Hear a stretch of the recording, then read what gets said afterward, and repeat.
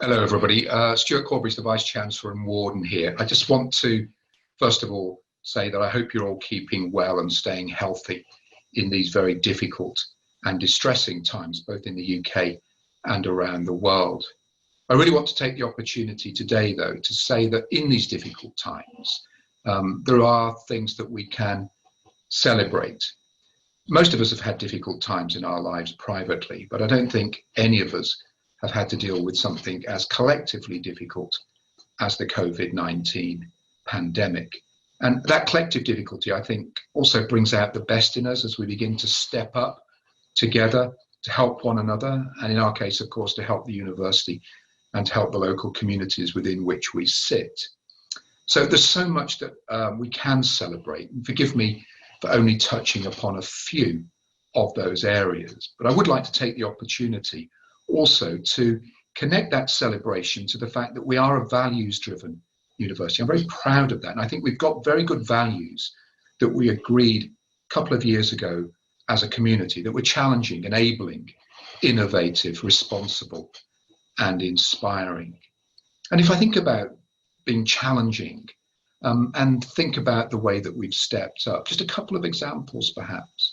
I think about the technicians in the Department of Engineering who've worked very hard and also innovatively, of course, to provide visors for staff members in our local NHS hospital in North Durham. I think of the way in which colleagues across the university, I think of ACS, for example, and in the colleges who stepped up to the challenge, quite a personal challenge for many people of coming into work to ensure that the students that are still here with us in Durham, we have over 3,000 through this 2 or 3 month period, mainly international students a long way from home, are provided with all that they need to lead reasonably normal lives, getting access to food, having places where they can sleep comfortably at night, places where they can exercise. If I think about us being enabling, my mind goes back to week 10 of Epiphany term. UEC met on the Tuesday of week 9, took advice from some eminent bioscientists, and said on the Thursday, we're going to teach online next week, which will have come as a shock, I think, to many people. It was the right thing to do, particularly for the city, to try and encourage some of the students to leave early. But we did incredibly well. You all did incredibly well, our academics, colleagues in DCAD and CIS, in getting that education online in week 10. And I know that we're working hard to enable that if it has to happen in Michaelmas term 2021 or even longer in a worst case scenario.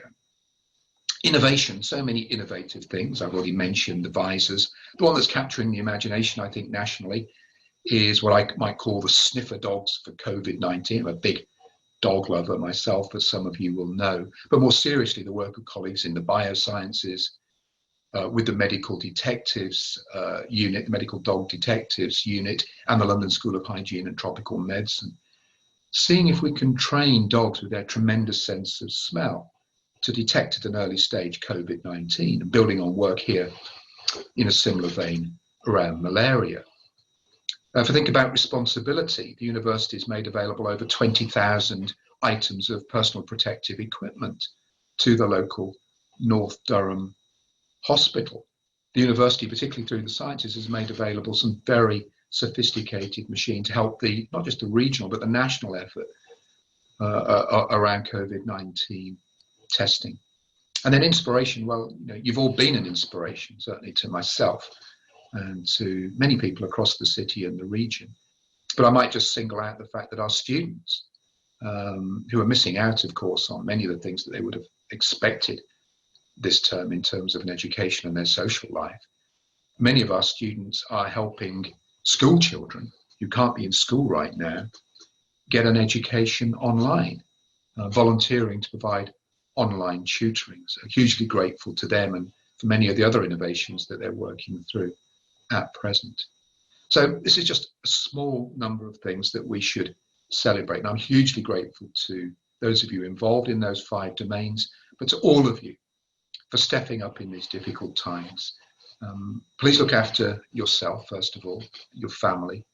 Look out for one another, which you've all been doing. Look out for the institution as a whole. We need to do our best for that institution, which we love and which employs us all. And stay well, stay healthy. And thank you again very much indeed. Thank you.